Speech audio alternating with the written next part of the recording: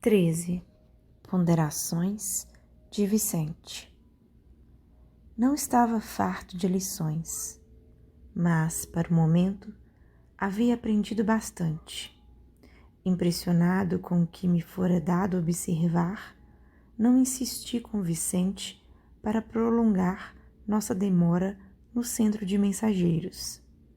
Deixando grandes grupos em conversação ativa, reconstituindo projetos e refazendo esperanças, segui o companheiro que me convidava a visitar os imensos jardins.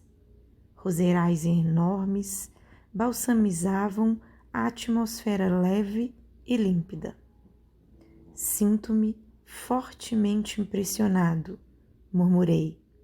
Quem diria pudessem caber tantas responsabilidades a essas criaturas? Não conheci pessoalmente nenhum médium ou doutrinador do espiritismo, justificando agora minha surpresa. Vicente sorriu e ponderou. Você, meu caro, procede das câmaras de retificação, onde os trabalhos são muito reservados e circunscritos. Talvez sua impressão provenha dessa circunstância. Verá, porém, com o tempo, que existem aqui locais de conversações dessa natureza, referentes a todas as oportunidades perdidas. Já visitou alguma dependência do Ministério do Esclarecimento? Não. Localizam-se ali os enormes pavilhões das escolas maternais. São milhares de irmãs que comentam por lá as desventuras da maternidade fracassada, buscando reconstituir energias e caminhos. Ainda ali temos os centros de preparação à paternidade. Grandes massas de irmãos examinam o quadro de tarefas perdidas e recordam com lágrimas o passado de indiferença ao dever. Nesse mesmo ministério, temos a especialização médica. Nobres profissionais da medicina que perderam santas oportunidades de elevação, lá discutem seus problemas. Nesse instante, o interrompi, observando. Entretanto, somos médicos e não nos achamos lá. Sim, explicou Vicente bondoso. Infelizmente, para nós ambos, caímos em toda a linha, não só na qualidade de médicos, mas muito mais como homens, pois que, se disse a você o que sofri, ainda não contei o que fiz.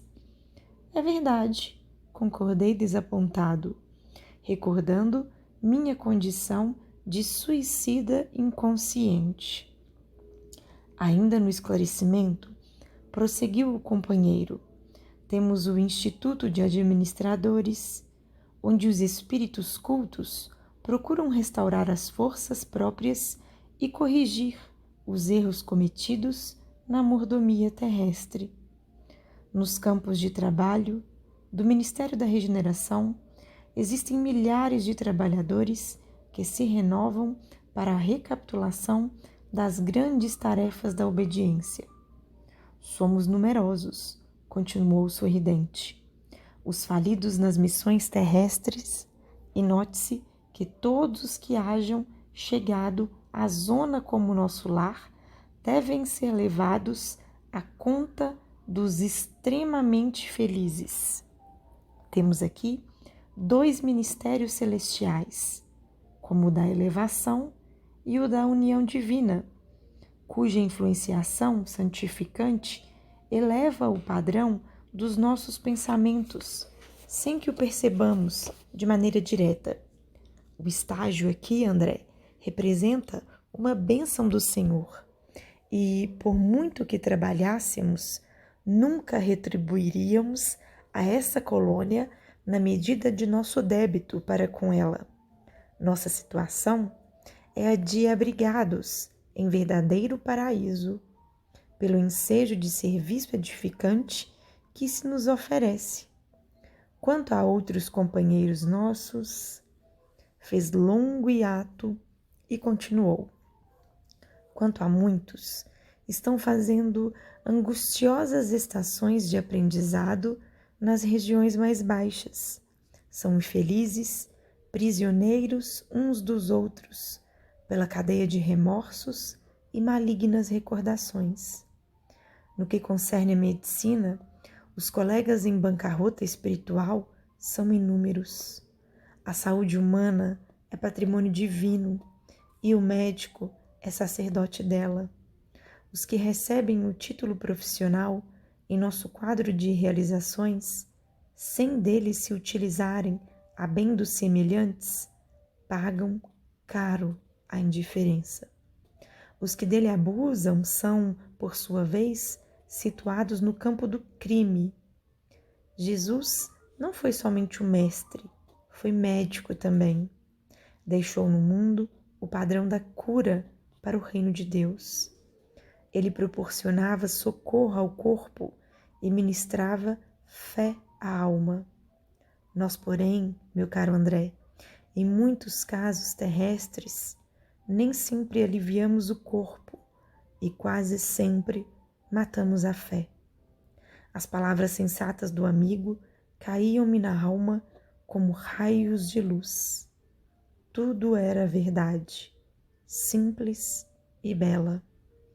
Ainda não pensara, de fato, em toda a grandeza do serviço divino de Jesus médico. Ele expulsara febres malignas, curara leprosos e cegos de nascença, levantara paralíticos, mas nunca ficava apenas nisto. Reanimava os doentes, dava-lhes esperanças novas, convidava-os à compreensão da vida eterna. Engolfara-me em pensamentos grandiosos quando o companheiro voltou a falar. Tenho um amigo, nosso colega de profissão, que se encontra nas zonas inferiores há alguns anos, atormentado por 2 inimigos cruéis. Acontece que ele muito faliu como homem e médico.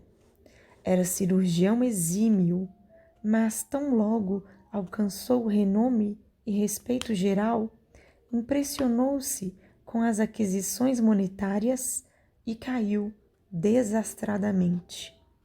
Nos dias de grandes negócios financeiros, deslocava a mente das obrigações veneráveis, colocando-a distante na esfera dos banqueiros comuns. Não fosse a proteção espiritual, essa atitude teria comprometido oportunidades vitais de muita gente. A colaboração do pobre amigo tornara-se quase nula e alguns desencarnados, nas intervenções cirúrgicas que ele praticava, notando-lhe a irresponsabilidade, atribuíram-lhe a causa da morte física, quando não a esperavam, voltando-lhe ódio terrível. Amigos do operador prestaram esclarecimentos justos a muitos. Entretanto, 2 deles, mais ignorantes e maldosos, perseveraram na estranha atitude e o esperaram no limiar do sepulcro. Horrível! Exclamei. Se ele, porém, não é culpado da desencarnação desses adversários gratuitos, como pode ser atormentado desse modo? Explicou Vicente em tom mais grave. Realmente, não tem a culpa da morte deles. Nada fez para interromper-lhes a existência física, mas é responsável pela inimizade e incompreensão criadas na mente dessas pobres criaturas, porque, não estando seguro do seu dever, nem tranquilo com a consciência, o nosso amigo julga-se culpado em razão das outras falhas a que se entregou imprevidentemente. Todo erro traz fraqueza. E assim sendo, o nosso colega, por enquanto, não adquiriu forças para se desvencilhar dos algozes. Perante a justiça divina, portanto, ele não resgata crimes inexistentes, mas repara certas faltas graves e aprende a conhecer-se a si mesmo, a entender as obrigações nobres e praticá-las, compreendendo, por fim, a felicidade dos que sabem ser úteis com a segurança de fé em Deus e em si mesmos. A noção do dever bem cumprido, André, ainda que todos os homens permaneçam contra nós, é uma luz firme para o dia e abençoado travesseiro para a noite.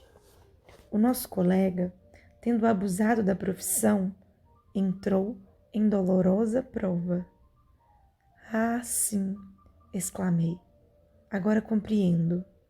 Onde exista uma falta, pode haver muitas perturbações. Onde apagamos a luz, podemos cair em qualquer precipício.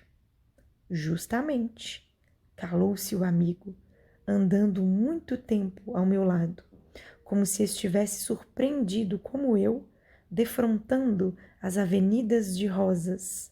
Depois de longas meditações, convidou-me fraternalmente. Regressemos ao nosso núcleo.